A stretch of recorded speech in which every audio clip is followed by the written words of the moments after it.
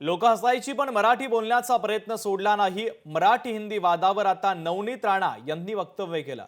मराठी भाषेचा मला अभिमान असल्याचं देखील नवनीत राणांनी म्हटलं, तर हिंदी भाषेचाही सन्मान करतो, कुठेही दुमत नाही असं नवनीत राणांनी म्हटलेलं आहे।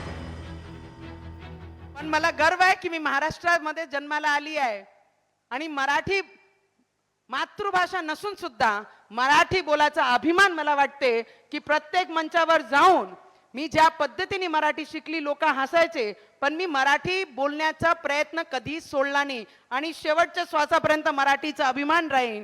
कारण महाराष्ट्रामध्ये जन्माला आलो आहे आणि ज्या राज्यामध्ये तुम्ही राहता ती भाषा सगळ्यात पहिले, ती भाषा सगळ्यात पहिले मी माझी मराठी ज्या महाराष्ट्रामध्ये जन्माला आलो, ज्या जन्मभूमी आहे, जी कर्मभूमी आहे, ती मराठीला मी समोर ठेवणार आहे। पण ज्या हिंदुस्थान मध्ये आम्ही असतो त्या हिंदी भाषाला सुद्धा आमचा दुसरे क्रमांकावर, आम्ही हिंदी भाषाला सुद्धा सन्मान करतोच।